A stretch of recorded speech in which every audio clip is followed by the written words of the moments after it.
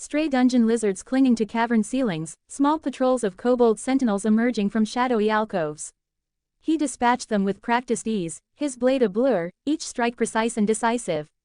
The minor cuts and scrapes he sustained from these encounters, while barely noticeable, were enough to keep his blade bond skill humming, his sword feeling perfectly attuned to his hand, a seamless extension of his will.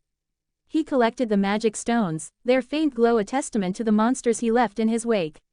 He passed a few other adventurers, tired and wary, making their own slow ascent. They cast curious glances at his stoic demeanor, noting the lack of visible injuries despite his apparent solo journey through the dangerous third floor. A female swordswoman, her face smudged with dirt, watched him pass, a flicker of admiration in her tired eyes. "He looks like he just started," she murmured to her companion, "but he moves like a veteran." Her companion, a stocky male warrior, grunted in agreement. "Quiet one, too, but there's something unnerving about him. Like he's seen things." Cael, as usual, gave no sign that he heard them, his gaze fixed on the path ahead. As he neared the transition point between the third and second floors, a low, guttural roar echoed through the passage, far deeper and more resonant than any kobold growl he had heard before. It was a sound that carried a primal menace, vibrating through the very stone of the dungeon. Cael immediately tensed, his hand tightening on his sword. This was no ordinary monster. The air grew heavy, thick with a palpable sense of dread. A moment later, a figure emerged from the shadowy depths of a side passage. It was a kobold, but not like any he had seen. This one was enormous, easily twice the size of a normal kobold sentinel, its matted fur stained crimson, its claws elongated and wickedly sharp, glinting like obsidian. Its eyes glowed with an unnatural, malevolent red light, burning with a savage intelligence. This was an irregular, a monster mutated by the dungeon, far more powerful and dangerous than its kin. It let out another deafening roar, shaking the very ground. Its gaze fixed on Cael, a primal hunger in its eyes. This apex kobold, as Cael silently labeled it, moved with surprising speed for its size, covering the distance in a few bounding leaps. It lunged, its massive claws extended, aiming to tear him apart. Cael met the charge head-on. He twisted, narrowly evading the initial swipe that would have ripped him in two. The wind from its attack ruffled his hair, carrying with it a foul stench. He countered with a deep thrust aimed at its chest, but the blade merely scraped against its unnaturally hardened hide, barely scratching the surface. The apex kobold roared in frustration, a savage, unyielding sound, and swiped at him again. He recoiled, taking a deep cut across his chest. Pain flared, a sharp, searing line that burned through his leather armor. Blood bloomed, soaking into the leather. But with the pain, his blade bond screamed to life, a surge of power flowing into his arm. His sword pulsed, feeling lighter, sharper, deadlier than ever before. This was what he needed. He pressed the attack, his movements now a blur of calculated aggression. He darted around the apex kobold, exploiting its slower turns. He ducked under a sweeping claw, rolling to the side, then thrust his sword into its hind leg, tearing a deep gash. The monster roared, its movements faltering slightly. Cael didn't give it a chance to recover. He moved with a terrifying speed, striking repeatedly, aiming for the same weak point, each blow deeper, more precise. The apex kobold was formidable. Its hide was tough, its strength immense, and its attacks relentless. Cael took more hits, a glancing blow to the shoulder that bruised deeply, a swipe that tore through his armor on his side, drawing more blood. Each injury was a fresh injection of power into his blade bond, making his swings faster, his parries more absolute. He felt the dull ache in his arm from the bee venom fading into the background, replaced by the white-hot intensity of the fight. He was a whirlwind of controlled violence, an unbreakable force against the monstrous beast. He knew this was a gamble. An irregular monster on these floors was unheard of, and its sheer power was far beyond what any normal adventurer at his level could handle. But Cael wasn't normal. He was driven by a cursed power, a relentless need for growth born from pain. Suddenly, a group of adventurers emerged from the passage leading down from the third floor, the same scarred warrior and his party Cael had passed earlier. They froze, their eyes widening in horror at the sight of the apex kobold. An irregular, the mage shrieked, her voice filled with disbelief and terror. On the third floor, this is impossible. The scarred warrior immediately took charge. Fall back, we can't fight that thing. But their eyes were drawn to Cael, who was dancing around the massive kobold, his single iron sword a silver flash against its dark hide. He was not just fighting it, he was winning. Cael ignored them, his focus absolute. He had found an opening. The apex kobold lunged with a frustrated roar, its massive head exposed for a split second. Cael seized the opportunity. He moved with a speed that defied human limits, a single, powerful thrust driving his blade deep into the monster's eye. The apex kobold shrieked, a sound of agony and raw fury, its enormous body convulsing. It thrashed wildly, its claws tearing at the air, but Cael held on, twisting the blade, grinding it deeper. With a final, gargantuan shudder, the apex kobold dissolved into a massive cloud of black mist. It was denser, more voluminous than any monster mist Cael had ever seen, filling the entire passage. And as it faded, a single, enormous magic stone remained, pulsing with an intense, violet light, far brighter than any ordinary stone. Cael stood there, breathing heavily, his body trembling from the exertion and the sustained pain. His chest was soaked in blood from the deep cut, his side throbbed, and his arm still felt the lingering bite of the bee venom, though it was now a dull throb. The sheer amount of excelia that coursed through him from the irregular monster was overwhelming. Crimson Rebirth activated. The agony was instantaneous and absolute, unlike anything he had endured before. He collapsed to the ground, no longer able to stand, his body writhing uncontrollably. This was not just a reshaping, it felt like his very essence was being torn apart and stitched back together with threads of fire. His muscles convulsed, his bones screamed as they thickened and elongated. He bit down on his tongue, blood filling his mouth, but it was not enough to muffle the raw, guttural scream that tore itself from his throat. His entire body arched off the ground, consumed by an unbearable, mind-shattering torment. The party of adventurers watched in horror, unable to comprehend the sight. The mage paled, her eyes wide with a mixture of fear and profound confusion. The scarred warrior, usually unshakable, had a look of utter disbelief on his face. What is happening to him? The healer whispered, tears welling in her eyes, unable to move, frozen by the spectacle of Cael's silent, excruciating transformation. The agony stretched on, feeling like an eternity, pushing Cael to the very brink of consciousness, forcing him to confront the limits of his endurance. He embraced the pain, letting it wash over him, knowing that with every new wave of torment, he was growing. Becoming stronger. And then, as suddenly as it began, it ceased. Cael lay there, utterly spent, his chest heaving, his muscles still trembling. He was drenched in sweat, his eyes closed. But the power that now coursed through his veins was undeniable, a vibrant, terrifying energy that had forged him anew. He slowly opened his eyes, a profound stillness within their depths. He pushed himself up, his movements stiff, but imbued with a latent, overwhelming power. His grip on his sword was like iron. His body felt denser, his senses acutely sharpened. He was not just stronger, he was fundamentally changed. He stood, his gaze sweeping over the awestruck adventurers. He simply nodded, then bent down to pick up the glowing, violet magic stone from the apex kobold. Its power resonated in his hand. He then turned, and continued his ascent, leaving behind a group of adventurers who would likely never forget the sight they had just witnessed. Dash dash dash dash dash dash dash dash dash dash dash dash dash dash dash dash dash. You want to support me? You can join my Patreon. Patreon.com/alpha0000ace. Author. Also keep commenting, it helps me. No hate comments, just good reviews and love for the book I'm writing. 12 comments 0 vote. Chapter 15. 310,000 pounds. Author. I owe the pleasure for corrupt joining Jenin, on my Patreon. Even though we didn't reach the goal, I will upload the 3 chapters as promised, but if this reaches 150 powers, I will upload 2 bonus chapter. Cael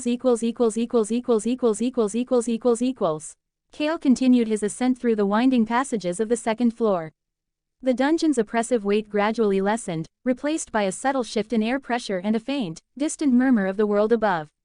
His body, recently reforged by the agonizing Crimson Rebirth, moved with a new, fluid grace. The raw power thrummed beneath his skin, a potent reminder of the ordeal, yet his stride was light, almost effortless. He passed a few more straggling monsters, a lone kobold, a darting dungeon lizard. His iron sword, still his only weapon, moved with the precision of a seasoned blade, dispatching them swiftly. The minor scrapes he sustained were fleeting, just enough to keep his blade bond humming, the steel feeling perfectly alive in his grip. He collected the magic stones, their faint glow adding to the growing weight in his pouch. Other adventurers, making their own weary climb, cast curious glances his way. They saw the faint signs of battle on his worn leather armor, Scuffs, a few fresh tears, but his face was calm, his movements unburdened. A pair of female adventurers, leaning against a damp wall, watched him pass. One, a lithe archer, nudged her companion. "He's still going," she whispered, a hint of admiration in her voice. "Looks like he just walked out of a monster's maw, but he moves like he's on a stroll." Her companion, a burly fighter, grunted.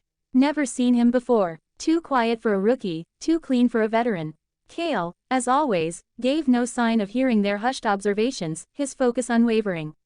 He emerged from the dungeon's maw onto the bustling guild street. The late afternoon sun, though muted, felt bright after the dungeon's dimness.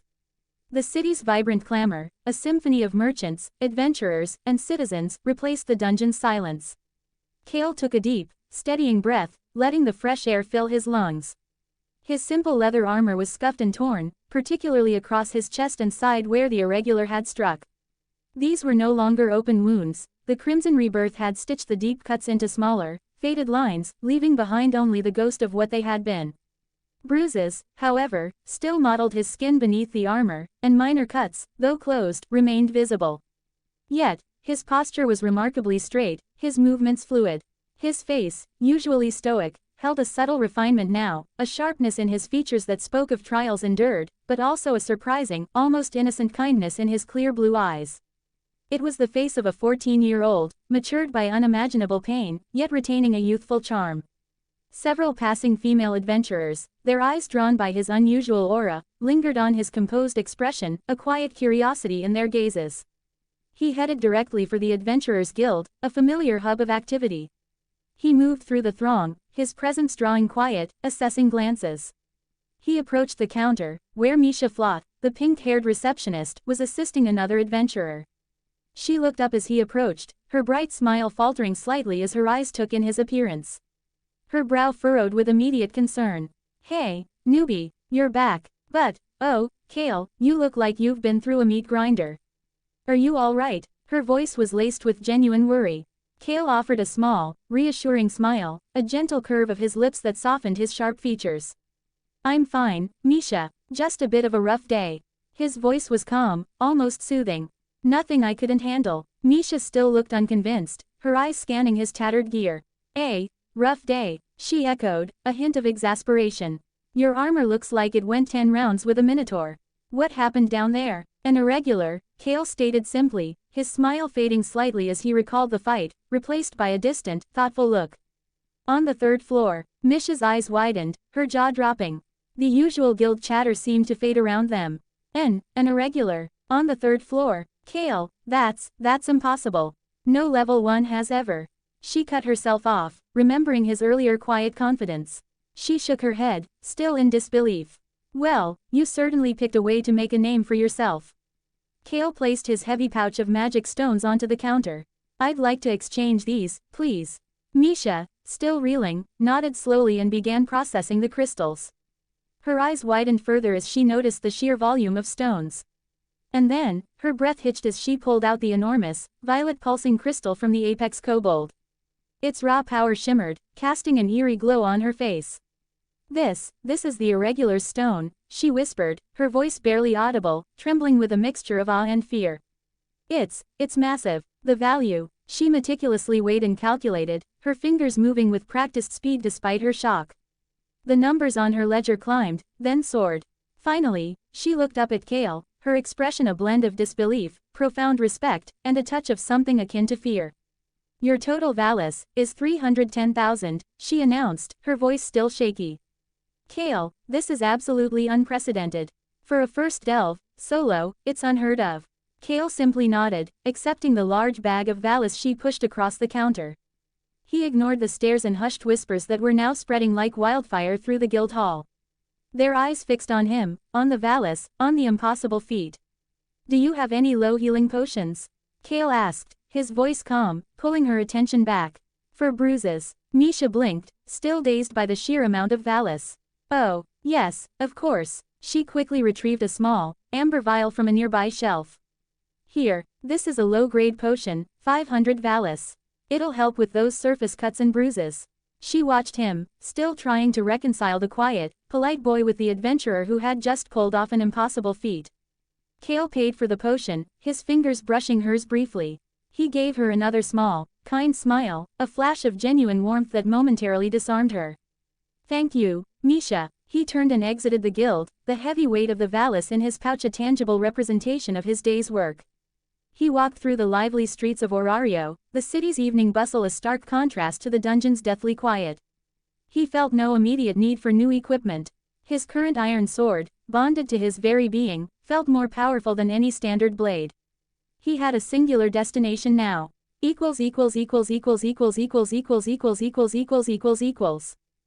want to support me? You can join my Patreon. Patreon.com/alpha0000ace. Author. Also keep commenting, it helps me. No hate comments, just good reviews and love for the book I'm writing. 1 comments 0 vote. Chapter 16. Hestia's Worry. Cael walked through the bustling streets, the low hum of the city lights beginning to glow as dusk settled over Orario. The Valis in his pouch clinked with every step, a foreign sound compared to the dungeon's silence. His body, while reshaped and stronger, still carried the memory of its recent torment. The Crimson Rebirth had done its work, knitting bone and muscle, and pulling the ragged edges of deep wounds together into clean, faded lines. He no longer bled from the irregular's attacks, but a network of dull aches and throbbing bruises still persisted beneath his skin, especially on his shoulder and side. He found a relatively secluded alleyway, away from the main thoroughfare.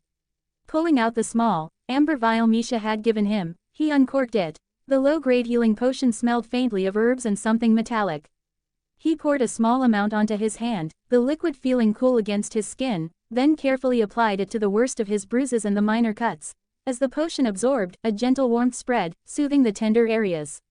The deeper cuts, already mostly closed by his curse, simply felt less irritated. In moments, the bruising began to fade, and the smaller scrapes seemed to vanish, leaving his skin surprisingly clear beneath his tattered clothes. He looked at his hands, clenching and unclenching his fists. The transformation was profound. His movements felt more efficient, his senses sharper, his very presence imbued with a subtle, new power. He had started as an unknown, a mere level 1. Now, he was something else entirely. The thought brought a faint, almost imperceptible smile to his lips, a rare moment of satisfaction in his solitary journey. He was still Cael, but a stronger, more refined version, the essence of the boy matured by the trials of the dungeon. As he continued, the sky deepened to a rich indigo, stars beginning to prick through. The streetlights flickered to life, casting long shadows. He felt a quiet anticipation building within him. He was close to home. Finally, he reached the familiar, modest hearth of the Hestia Familia. The small building, nestled amongst larger structures, looked peaceful and welcoming against the twilight.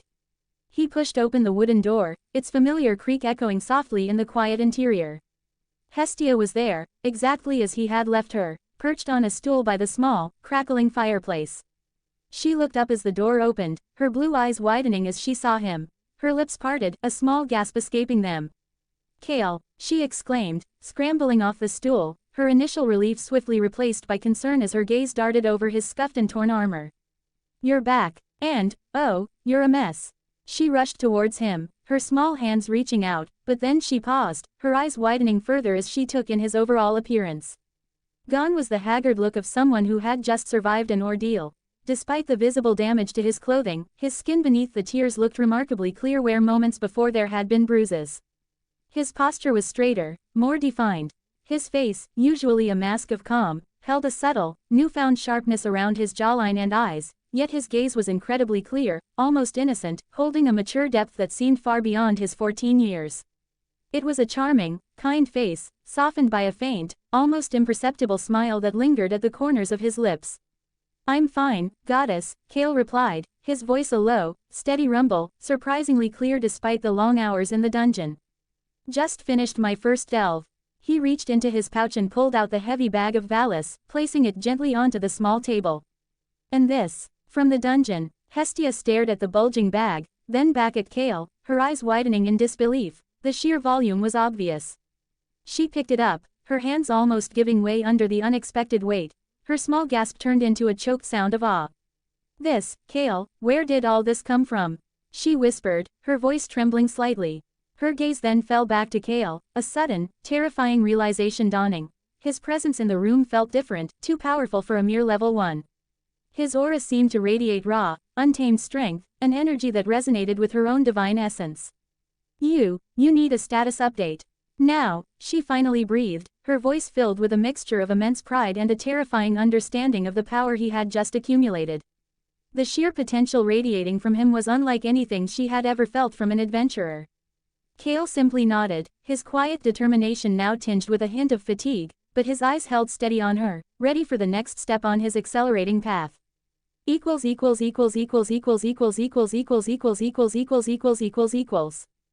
want to support me? You can join my Patreon. Patreon.com/alpha0000ace. Author. Also keep commenting, it helps me. No hate comments, just good reviews and love for the book I'm writing. 2 comments 0 vote. Chapter 17. Level 2. Hestia stood before Cael, her heart a tumultuous mix of pride and profound unease. His presence filled the small room, a raw, unbridled power that resonated with her divine essence. His face, despite the lingering signs of battle, held a serene kindness, a youthful innocence, yet beneath it, a mature depth that hinted at trials far beyond his 14 years. It was a charming, almost beautiful countenance, softened by a faint, disarming smile. The familiar, alluring pull of grace of the hollow star tugged at her, a soft, unexplainable presence that constantly drew her in, making her crave his attention, his gaze, his touch. She had learned to manage it, to recognize it for what it was, a passive, cursed attraction, but its influence was undeniable. You need a status update. Now, she finally breathed, her voice filled with a mixture of immense pride and a dawning, unsettling understanding of the sheer potential now radiating from him. Cael simply nodded, his quiet determination now tinged with a hint of fatigue. He turned, slipping off his torn armor and worn tunic, exposing his lean, muscular physique. The faded scars from the apex kobold were visible across his chest and side, stark against his skin, remnants of the agony that fueled his growth. Hestia approached, her expression a mixture of awe and deliberate caution. She knew what his touch did. The memory of her divinity vanishing, the shocking sensation of mortality, the unbidden bleed, it was burned into her mind from his very first status update. She would not make that mistake again. Her gaze darted around the small room, landing on a quill pen on her desk. She snatched it, her fingers steady now, as she prepared for the task. This will be a bit indirect, she murmured, more to herself than to him, as she poised the quill over his bare back. The soft, unexplainable warmth of grace of the hollow star intensified as she neared, making her want to discard the quill and simply embrace him, but she resisted. She pressed the tip of the quill to his skin, maintaining a slight distance with her fingers. The connection was made, not directly skin to skin, but through the mundane object, enough to allow her divine power to flow without being completely negated by Velpiercer. Cael braced himself. The moment the quill's tip connected, a familiar, agonizing tremor surged through him. It was the precursor to Crimson Rebirth, amplified and intensified by the formal process of the status update itself. This time, however, it was more violent, more absolute than anything he had endured before. It felt like his very existence was being recalibrated, torn apart and reassembled. A searing heat spread across his back from the quill's touch, followed by a profound, deep-seated ache that radiated through every bone, every muscle. His body convulsed involuntarily, a silent scream tearing through his mind. This was the excelia, torrents of it, amplified tenfold by his unique curse, being formally recognized and etched into his being. It was the pain of his muscles tearing and reforming, his very cellular structure restructuring itself in an instant, pushed to its absolute limits by the sheer volume of experience from the irregular. He clenched his jaw, biting down on his tongue, blood filling his mouth. It was not enough to muffle the raw, guttural scream that tore itself from his throat, echoing in the small room. His entire body arched off the ground, consumed by an unbearable, mind-shattering torment. Sweat instantly slicked his skin, running in rivulets down his back and chest. His vision blurred, the small room seeming to spin as the agony peaked. It wasn't just physical pain, it was the existential torment of forced metamorphosis, a violent rebirth. Hestia, her own face pale, watched the faint, shimmering glow that appeared on Cael's back as the process unfolded. Her eyes widened, tracing the numbers and letters that etched themselves into existence. She saw the values climb, then accelerate, then soar to heights she had never witnessed in a level 1 adventurer, her own unique wonder. All the while, the subtle, alluring pull of grace of the hollow star tugged at her, making her want to comfort him, to draw him close, even as his screams tore at her heart. Then came the telltale sign, the culmination of such explosive growth. A blinding flash erupted from Cael's back, a golden light that temporarily eclipsed the small room. A resonant, ethereal chime echoed, shaking the very foundations of the small house. It was the sound of a breakthrough, a monumental leap in power. Hestia gasped, her hands flying back, the quill clattering to the floor. Level up. The golden light faded, leaving Cael trembling, utterly spent. He stood there, chest heaving, his muscles screaming from the recent ordeal. Yet, beneath the exhaustion, an undeniable sense of renewed power coursed through him, a stark, profound reality. The transformation was complete. Hestia, still reeling from the sheer scale of his growth, quickly looked at his newly updated Falna. Her eyes scanned the numbers, her breath catching in her throat. Status level: 2 strength STR, I0 endurance end, I0 dexterity dex, I0 agility AGL, I0 magic mag, I0. Development abilities abnormal resistance, I self recovery, I. Hestia stared, a mix of disbelief and overwhelming pride washing over her. Cael, you leveled up, she whispered, her voice barely audible, filled with a raw astonishment. On your very first delve. And look at your stats. They were so high, you broke the limits of level 1. Her gaze lingered on the I rank, indicating a new, untouched potential. And new development abilities. Abnormal resistance and self-recovery. This is incredible. She brought a paper and printed those stats on it, only showing the new stats and his new development abilities. Her gaze softened with concern as she noticed his trembling, the beads of sweat still glistening on his skin, the faint, lingering scent of blood from his bitten tongue. That must have been terrible. The pain, she murmured, knowing well the torment Crimson Rebirth inflicted. She then shook her head, a complex emotion warring within her. An irregular, on the 3rd floor, Cael, that's almost unheard of. That explains the immense Excelia, but to defeat it solo, on your first day, and at level 1, it's a miracle. She walked around him, a small, proud goddess beaming with awe, even as the unsettling questions about his curse continued to swirl. You are truly my child, Cael. My powerful, powerful child. She then recalled the immense sum he had placed on the table. And all that Valis. This is an incredible start, Cael. You've achieved more in a single day than most adventurers do in months. Cael picked up the heavy pouch of Valis. I exchanged them at the guild, he explained succinctly. 310,000 Valis. Hestia nearly fainted again. 310,000 Valis. She shrieked, clutching her chest. Cael, that's enough for weeks, months even. We can buy proper food.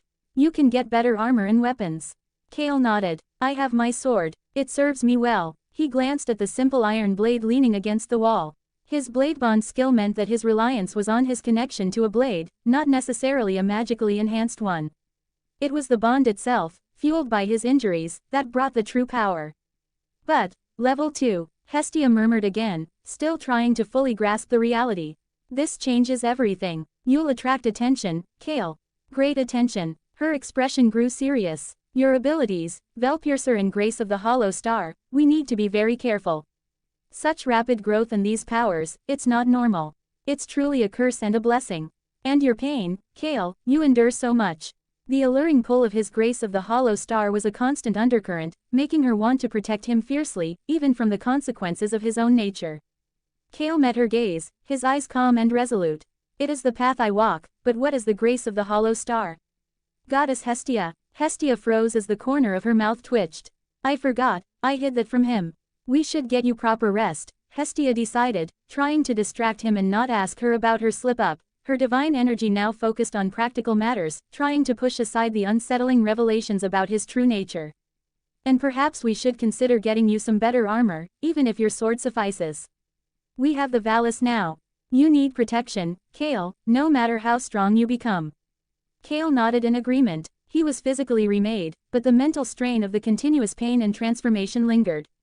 A deep rest was indeed necessary. His mind was already planning his next delve, pushing deeper into the dungeon. The 4th floor now beckoned, a new challenge for his newly ascended self. He knew the pain would come again, fierce and absolute, but so would the growth. This was his truth. This was his strength. But what is she trying to hide? Cael thought to himself as he looked at Hestia averting her gaze from him. Equals. You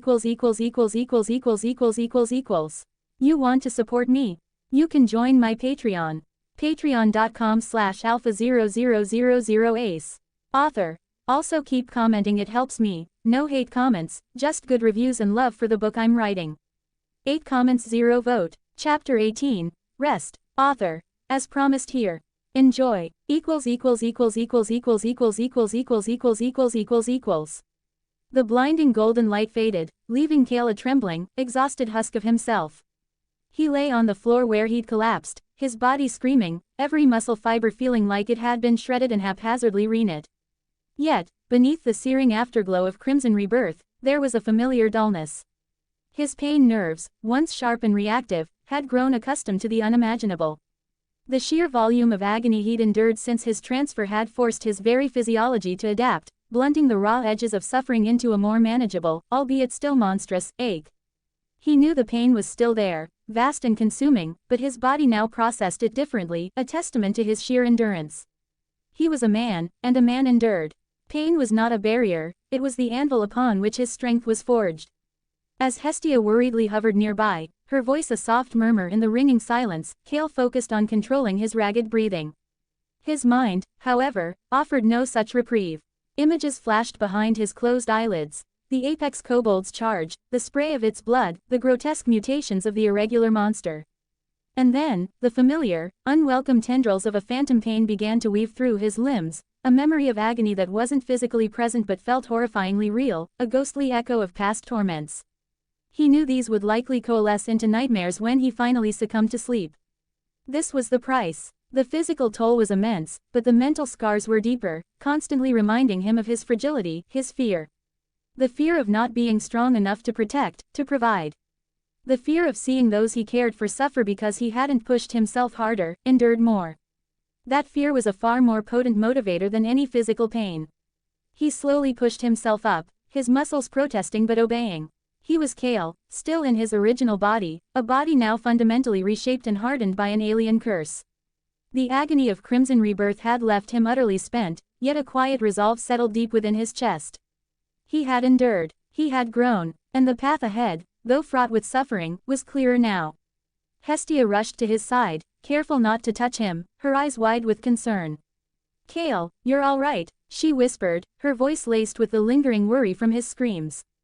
The gentle pull of grace of the hollow star intensified for her as she watched him, the cursed admiration rising, even as she remembered the cost. Cael nodded, his voice hoarse. "I'm fine, goddess." He was not fine, not truly, but he would be.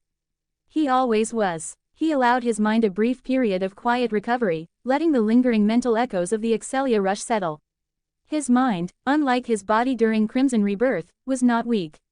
He found strength in channeling his frustrations. Every ounce of anger he felt at his own perceived weakness, at the fear of failing those he deemed important or worth saving, he funneled directly into his core.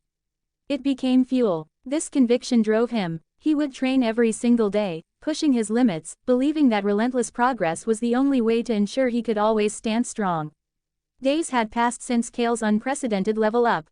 He had settled into a rigorous routine within the Hestia Familia home, his recovery marked by relentless, focused training. The phantom pains of Crimson Rebirth still occasionally ghosted through his limbs, and nightmares waited for his sleep, but his dulled pain nerves allowed him to push through. Every swing of his simple iron sword was fueled by his fear of inadequacy, his anger at weakness, channeled into pure, unyielding resolve. He channeled his frustration and fear into intensified discipline. His body, now level 2, felt both lighter and denser, brimming with a new, contained power. Hestia watched him, a silent mixture of pride and profound apprehension churning within her. She'd observed his rigorous routine, the sheer dedication that pushed him beyond normal limits. Her own internal battle with grace of the hollow star was a constant undercurrent, that subtle, pervasive craving for his attention, his warmth, even as her goddess's mind reminded her of its cursed nature. The secret of his full Falna weighed heavily, especially his question about grace of the hollow star. "Cael," Hestia called one morning, interrupting his practiced sword drills. She held a small, neatly folded map of Orario, a determined glint in her eyes. "Now that you've had a few days to recover, it's time we properly outfitted you. That iron sword won't do for a level 2 adventurer, especially one like you." Cael lowered his blade, wiping sweat from his brow. "My sword serves me well, goddess," he stated, his voice even. He truly felt no discomfort from its dull grip, His blade bond skill meant the connection was to him, not the weapon's inherent quality.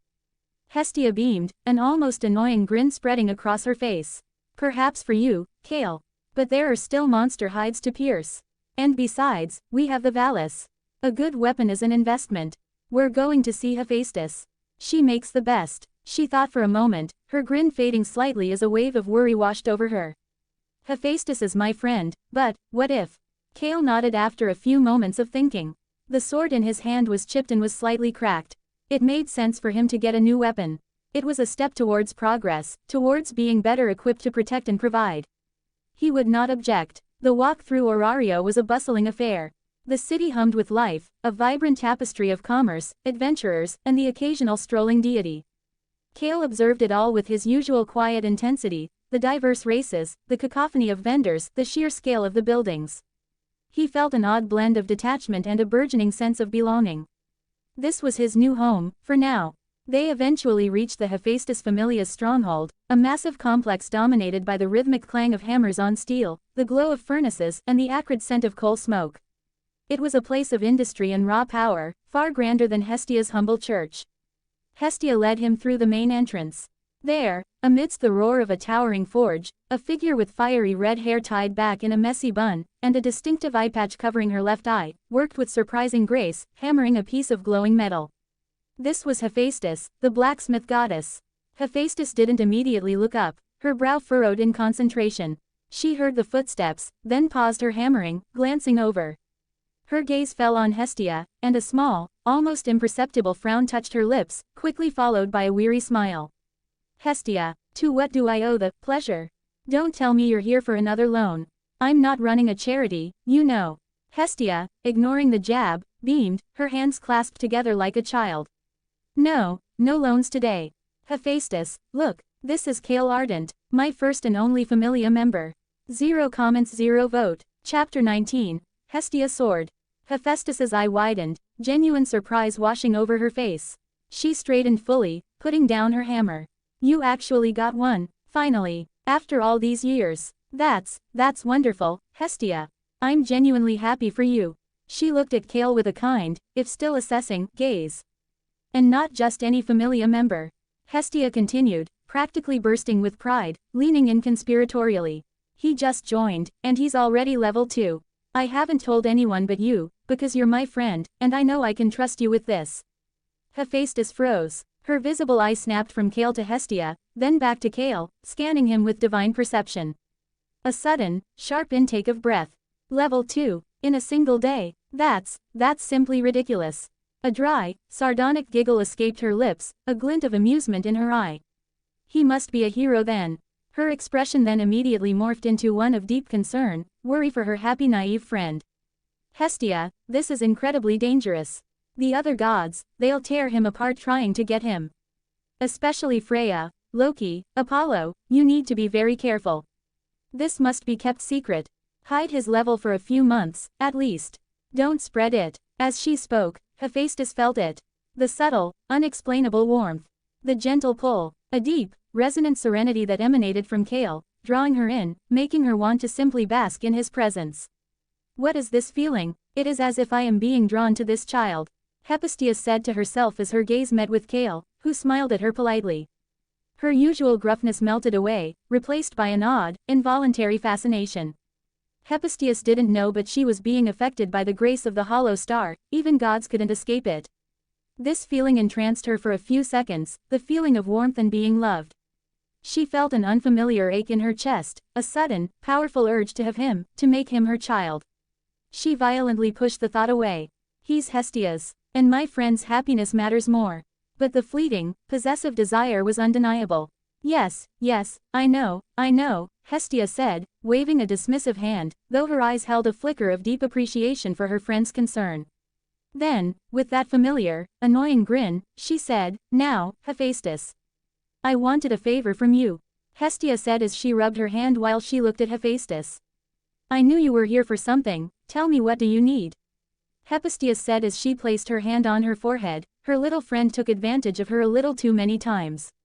Well, I wanted you to make a weapon for Cael, specifically a sword for him, please. Hephaestus, I would do anything for you. Hestia shamelessly grinned. Hephaestus narrowed her eye, a long sigh escaping her lips. Hestia, you know, custom-made weapons are very expensive, sorry to say it but I don't think your familia can afford it. Oh, come on, Hephaestus. For me, your best friend, Hestia pleaded, pouting and practically bouncing. I want a weapon for him, he's my first familia member. And he's the only person that wanted to join my familia, just for me Hephaestus, please. Hephaestus rubbed her temple, then looked from Hestia's insistent face to Cael, who stood patiently, observing. The lingering subtle pull of grace of the hollow star was a constant presence, a soft warmth in the back of her mind. She let out another heavy sigh. Fine, she grumbled, her voice still gruff but a touch less firm. Just for you, Hestia. She met Cael's gaze, a slight nod of commitment, her single eye assessing his raw potential. Cael, right, come with me, you will assist me. Hephaestus, are you going to make it yourself? Hestia exclaimed, excitedly. Of course, Hephaestus said as she sighed. Turning to Hestia, I can't get my familia involved in a private matter between you and I. Hestia with a childish excited expression, wow. Even in heaven, you're known as Divine Smith. And you're gonna make it personally for me. Hephaestus smiled at her childish thinking, did you forget? This isn't heaven, we can't use any of my divine power. Hestia without caring jumped excitedly, I don't care, the thing that makes me happiest, is that you're the one, that's making it. Seeing this, Hephaestus smiled, happy that her friend was happy. And so, the weeks began. Hephaestus, driven by her professional pride and the subtle, threw herself into the monumental task. She worked tirelessly, the clang of her hammer echoing through the forge day and night. She stayed awake for the entire week, her resolve unwavering, fueled by passion and a strange, quiet fascination with her new assistant. She was a goddess, so she could stay awake as much as she can. But a mortal would be sleep-deprived in a day. Cael, ever diligent, stood by her side, assisting with basic tasks like passing her the right hammer, fetching water to cool the metal, or simply observing her divine craftsmanship. He tried valiantly to match her tireless pace, but the sheer physical and mental demand was overwhelming, and by the second day, he was extremely sleep-deprived, his eyes heavy, fighting to stay alert. While Hestia would observe the two, especially Cael, she didn't know why, but seeing him working with Hephaestus made her jealous. Why is even near her? A thought suddenly appeared in her head, it was as if the thought was placed by someone. She instantly shook her head, trying to get rid of such a thought. Hestia involved herself into reading a storybook, trying to busy herself. Finally, after a week of relentless work, the masterpiece was complete. Hephaestus held it up, a weapon forged not just from metal, but from tireless effort and a subtle, divine inspiration. Its polished surface gleamed, radiating a restrained power. She used Hestia's blood and her strands of hair, she even included some of her blood. She didn't know why, but during her time with Cael, she would notice her eyes going from the things she loved or was practically obsessed with her blacksmithing, to Cael. A sudden and unnatural feeling of closeness to this child made her add a part of herself in this sword so he may hold a part of her. Hephaestus looked at Cael, her voice now filled with a deep, almost reverent pride for her craft, even though she looked more towards Cael than at her craft. The kind of growth you exhibit, a normal weapon wouldn't suffice for long. This will be a weapon that adapts, that becomes an extension of the wielder. It's the first of its kind I've ever created, it shouldn't exist but. Her eyes softened slightly. I hope this helps you, Cael. Her voice softened, surprised herself. Then, her business side returned, though with a hint of dry amusement. This sword will cost you 300 million valis, but I guess since it is for your first child, maybe I can lower the price. Hephaestus said, her eyes looking for a reaction from Cael. Hestia, who just woken up, gasped, her jaw dropping. Cael remained stoic, though a faint flicker of surprise crossed his face. 300 million valis was too much, even Bel's knife didn't cost that much, an extra 100 million valis. Now the binding remains. Hestia, come here and take off your glove. Hephaestus said as she placed the sword on a cloth which was on the table. Hestia came forward and did as Hephaestus said. Now, slide your finger on the sword, she said as Hestia held the glove in her mouth and slid the finger on the sword. The dark metal shined briefly before suddenly divine blue engraving appeared on it. She looked at the sword as the engraving were left and the divine blue light fleeted. She raised her eyes to Hephaestus, as she looked at the sword with thinking expression before she lifted her face and smiled at Hestia. It's done. Hestia was so happy that the glove in her mouth dropped as her eyes shined with excitement. It's done. It's done. Hestia happily exclaimed as she without thinking jumped at Cael happily, who caught her in his arms. And instantly, as soon as they came into contact, Hestia's divinity nulled. Hestia, who forgot about Cael's ability, felt vulnerable, but it felt okay. It didn't surprise as much as before, and what was good, she wasn't bleeding from that place. Hephaestus looked at the Hestia, her eyes wide, the smile on her face was replaced by a shocked face. What? Hephaestus gasped, her voice hoarse, her eyes snapping to Cael, then to Hestia, demanding answers. Hestia, what is happening? Your divinity, I cannot feel it.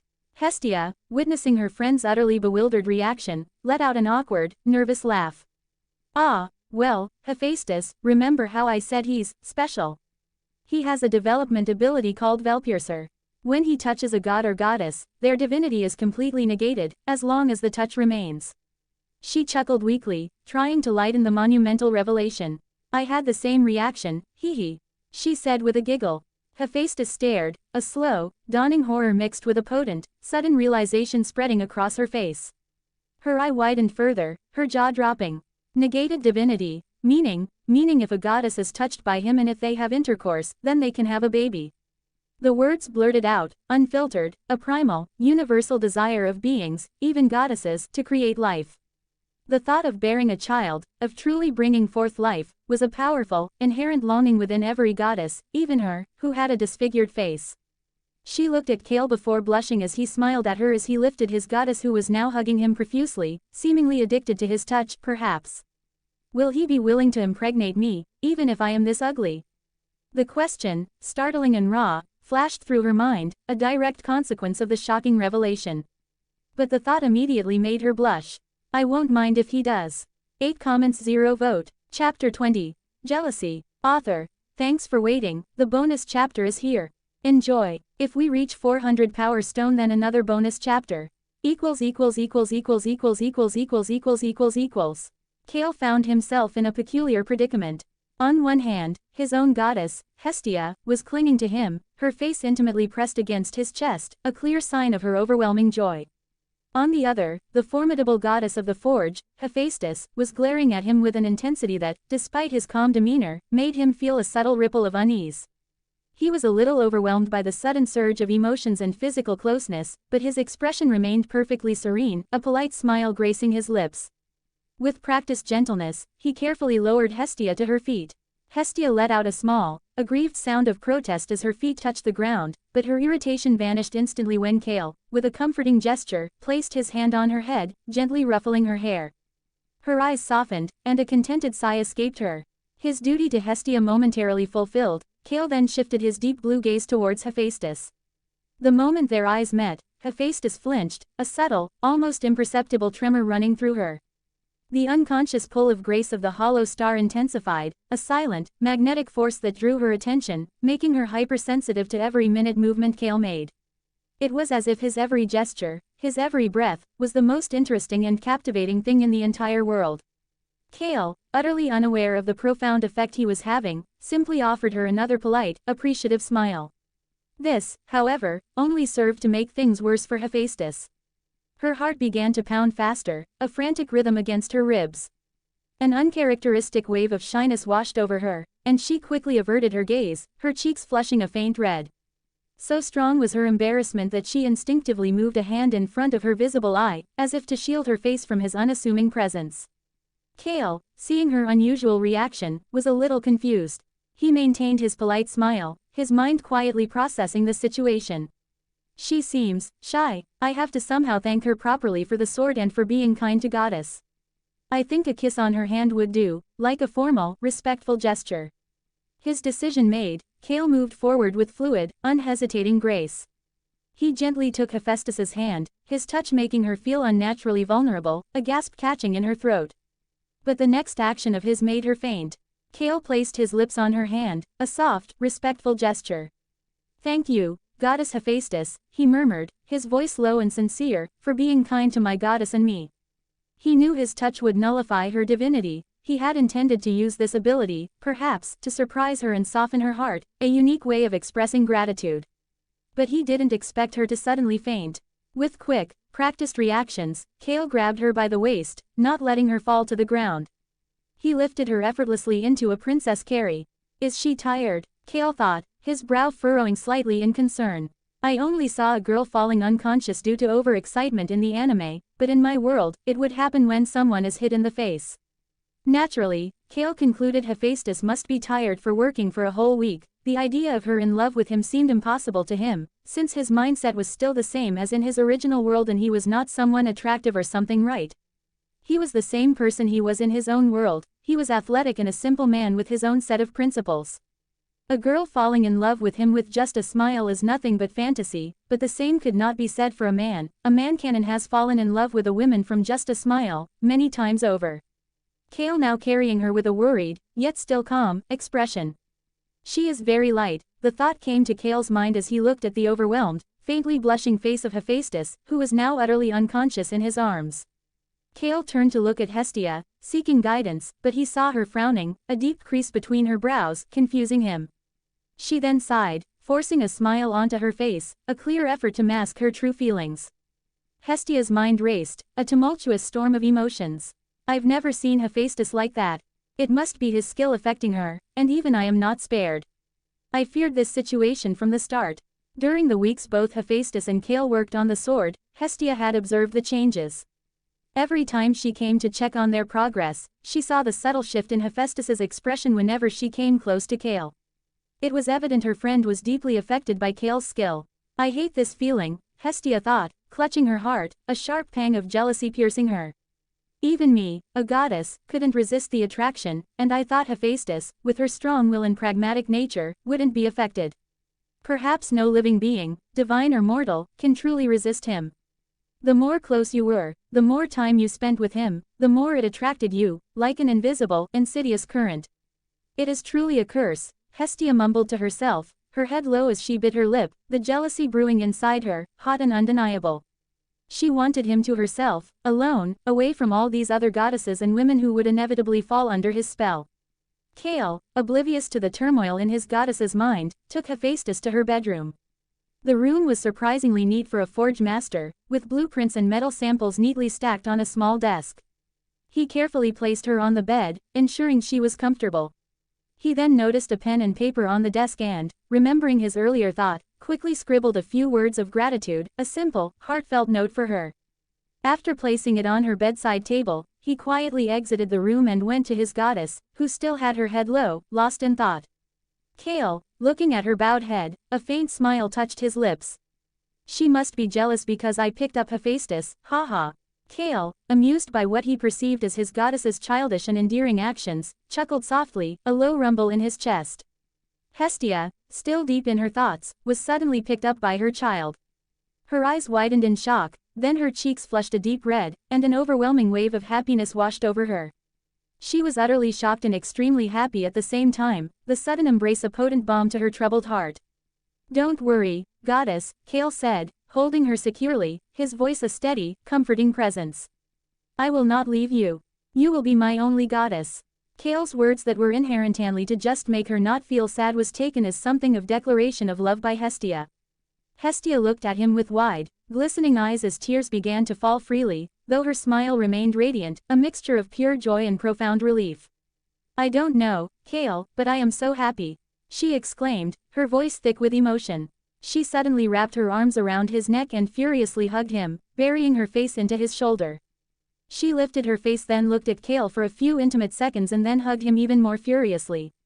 Goddess, I can't breathe, Cael managed to gasp, getting delightfully suffocated by her ample mounds, but he made no move to pull away, he was enjoying the feeling, he was still a man.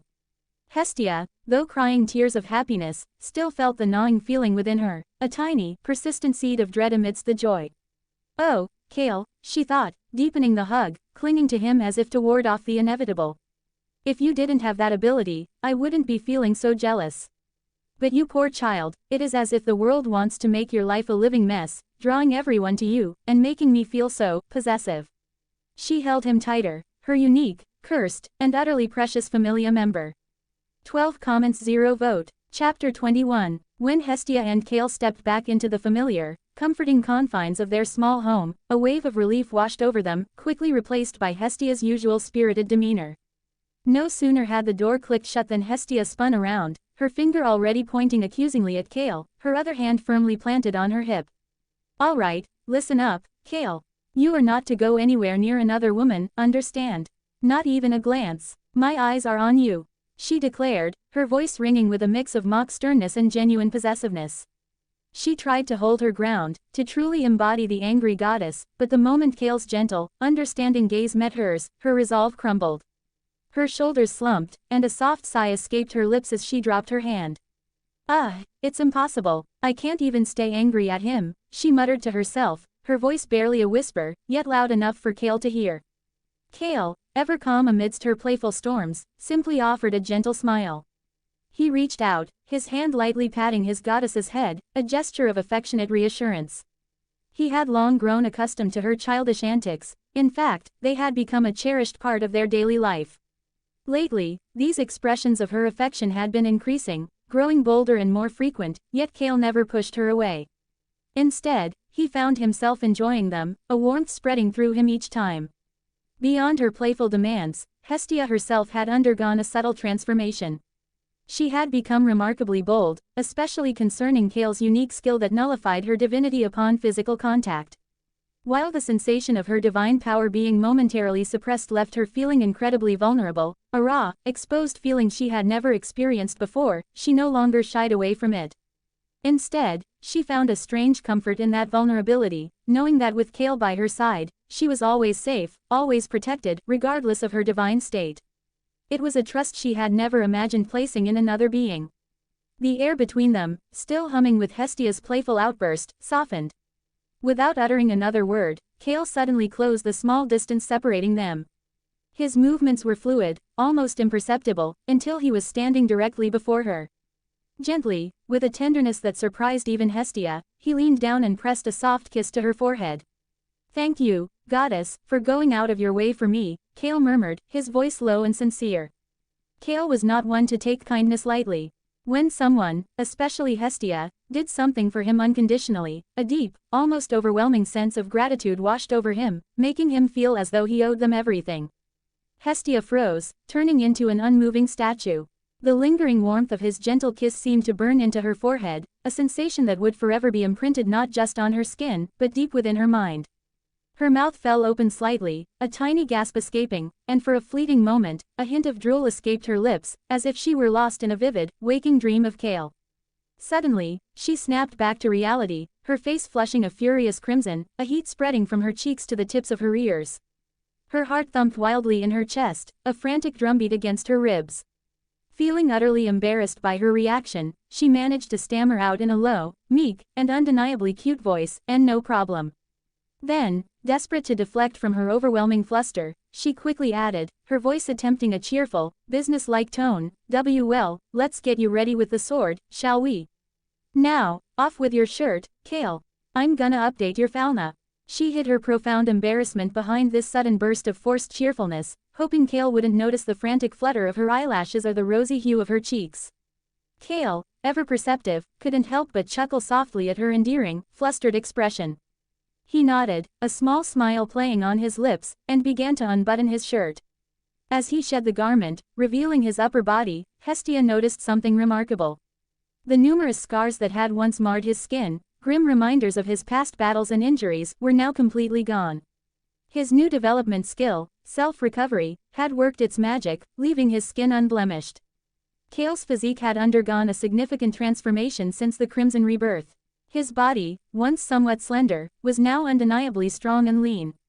He had a decent amount of muscle, sculpted and defined, with well-formed abs that rippled subtly beneath his skin. His shoulders were broad and powerful, his back wide and lean, tapering down into a perfect V-cut. His lower body was equally well-proportioned, contributing to his overall athletic build. His black hair, now shoulder-length, framed a face dominated by sharp, enchanting blue eyes that held a depth far beyond his years. Hestia, who had been trying her best to maintain a professional demeanor, found her gaze drawn to Cael as he took off his now tight shirt. Her eyes widened, and she felt a distinct salivation. The sight before her was nothing short of captivating, it felt like she was witnessing a private striptease, designed just for her. She quickly coughed into her hands, attempting to regain some semblance of composure and desperately trying not to stare. His wounds are healed, there are no scars on his body. That's such a relief, she thought, her mind trying to focus on his physical recovery rather than the alluring sight of his physique. Cael, oblivious to the full extent of Hestia's internal turmoil, calmly sat on the floor, turning his back towards her as she remained seated on the sofa. Hestia picked up the newly acquired sword. With a practiced motion, she pierced her finger with its sharp tip. A single, crimson drop of blood welled up and dripped onto the sword's intricate engravings. Instantly, the sword shimmered, its lines glowing brightly as it absorbed the blood, the light intensifying with each absorbed drop. It pulsed with a faint, inner luminescence, a testament to its connection with her divine essence. "Here, Cael, hold it," Hestia said, her voice a little steadier now as she extended the gleaming sword to him. A genuine smile lit up her face as she watched him take the weapon, his gaze simple with an amazed, almost reverent look as he gripped the hilt. "He likes it, hee," Hestia giggled to herself, a warmth spreading through her chest at his obvious delight. She then let another drop of blood fall from her finger onto his bare back, directly onto the spot where his Falna was inscribed. With a familiar, gentle touch, she began the process of updating his status.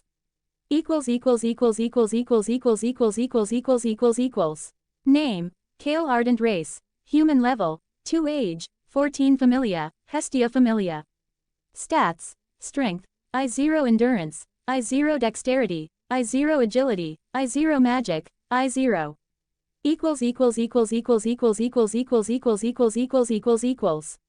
After a few minutes, Hestia meticulously read his status twice, her eyes scanning each line with utmost care, determined not to miss even the slightest change or new development.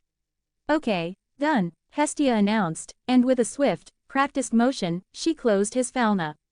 There was no need to print it, as nothing had been updated, his status remained exactly the same as it had been before. "So, how does the sword feel, Cael?" Hestia asked, her gaze fixed on him, eager for his immediate impression. Cael rose from the ground, the sword now comfortably in his hand. He took a few practice swings, testing its weight and balance. "It's a great sword, goddess, truly," he began, his brow furrowing slightly. "But when I hold it, it makes my grip feel dull and hollow, almost unnatural." He paused, considering his words. "It's like I'm holding something that's not quite there." He then explained that he believed this peculiar sensation was due to his ability. Hestia nodded, understanding. "Ah, yes, that's your skill, Bladebond," she confirmed. "It makes you feel exactly as you described, dull and hollow, when you switch to weapons that you haven't used while injured. It's a unique bond you form with a weapon during a critical moment. But don't worry, you'll get used to it. It just takes time for your body and your skill to fully synchronize with a new weapon." Cael nodded slowly. "I guess," he murmured, still testing the sword's feel. He was undoubtedly happy to possess such a magnificent weapon, yet the subtle feeling of being unable to fully control it, as if there was a slight disconnect, lingered. He sighed, a soft exhalation of lingering fatigue, and smoothly sheathed the sword. The events of the day, particularly his time with Hephaestus, had been taxing, leaving him with little to no sleep. A profound exhaustion now settled over him, pulling at his limbs. "I'm gonna rest, Hestia-sama. I'm tired," Cael said, his voice a little softer than usual. He then allowed his body to collapse onto the bed, sinking into the mattress, and almost immediately drifted into a quiet, peaceful sleep. Hestia watched Cael, still shirtless, sleeping soundly without a care in the world. His relaxed posture, the gentle rise and fall of his chest, made him look both adorably cute and surprisingly mature. A sudden, profound warm feeling washed over Hestia, a sensation she hadn't experienced quite like this before. It was a mixture of tenderness, protectiveness, and something deeper she couldn't quite name. Driven by an irresistible urge, she carefully crawled onto the bed, positioning herself beside Cael, who lay with his back turned towards her. "I've never felt like this before," Hestia thought, her gaze fixed on his broad, powerful back. "His back, it looks so strong. Is it hard?" She slowly, tentatively, lifted her hand, her fingers trembling slightly with anticipation. With the utmost gentleness, she placed her palm flat against his bare back. "Hard," Hestia thought, a surprised gasp catching in her throat as she felt the solid, unyielding muscle beneath her hand. A deep blush spread across her face, intensifying as she began to softly rub her hand against his back. It was like touching a perfectly sculpted rock, warm and firm. The lingering effects of grace of the hollow star, which had made her bolder earlier, seemed to amplify in this intimate moment. She moved even closer, her head lowering until her nose was near his neck, and she began to inhale his scent, a soft, contented sigh escaping her lips. He smells so good, she mused, a slightly perverted, yet utterly innocent, grin appearing on her face. Her hands, now bolder, began to roam lightly across his body, exploring the contours of his back and shoulders. Cael, though deep in sleep, was vaguely aware of her actions. Yet, in his exhaustion, he couldn't bring himself to care.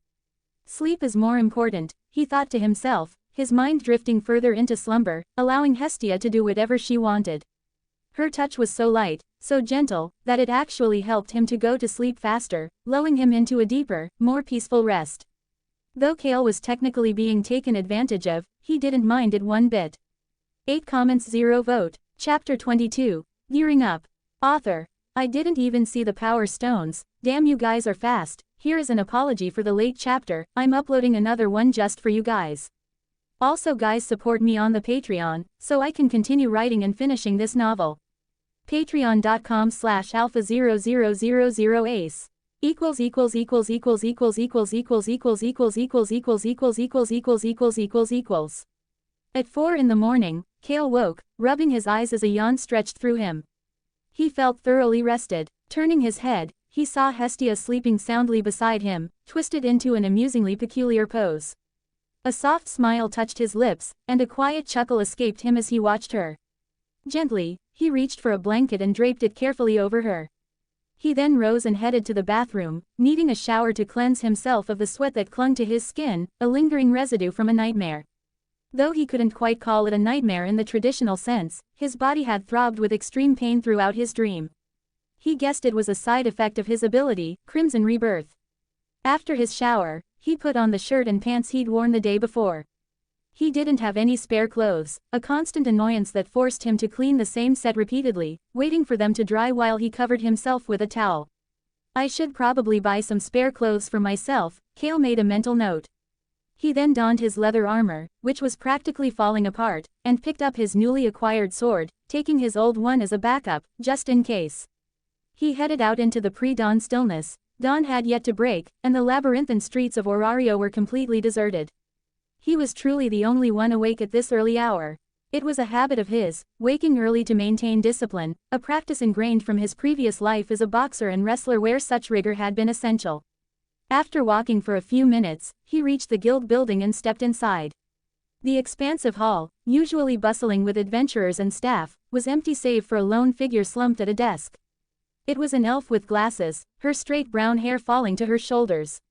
She's sleeping, Cael thought, approaching her silently. He gently nudged her shoulder, rousing her from her slumber. She stirred groggily, letting out a soft yawn. As she rubbed her eyes, her gaze fell upon Cael, and she practically shrieked as if she'd seen a ghost. Oh, an adventurer, she exclaimed, her eyes widening as they registered his worn attire and the sword at his hip. Yes, Cael replied, a small chuckle escaping him as he watched her face flush with embarrassment. And miss, you certainly gave me a fright when you screamed. Sorry, she mumbled, quickly recovering. I just thought you were a ghost. We don't usually have adventurers arriving quite so early. She glanced at the clock, noting the time. The guild, the neutral organization managing all adventurers and their dungeon expeditions, was typically a hive of activity by now, but at this hour, it was mostly deserted. I guess it's my fault then, Cael conceded good-naturedly. By the way, is Misha here? He scanned the vast hall again, confirming it remained empty. No, she comes a little later, the elf replied, pushing her glasses higher on her nose. The thought flickered through her mind, why is he asking about Misha? Is she his girlfriend or something? Okay, Cael said, bringing her attention back to him. Can you get me 15 low healing potions and 3 daggers? He knew the guild stocked their own standard provisions. While their potions were often low quality and their armory offered nothing exceptional, they were reliable. And if it's possible, do you have any light armor with you? As you can see, mine is quite tattered. Also, a side bag to store the potions and a big pouch to store the magic stones would be great, Cael added with a polite smile.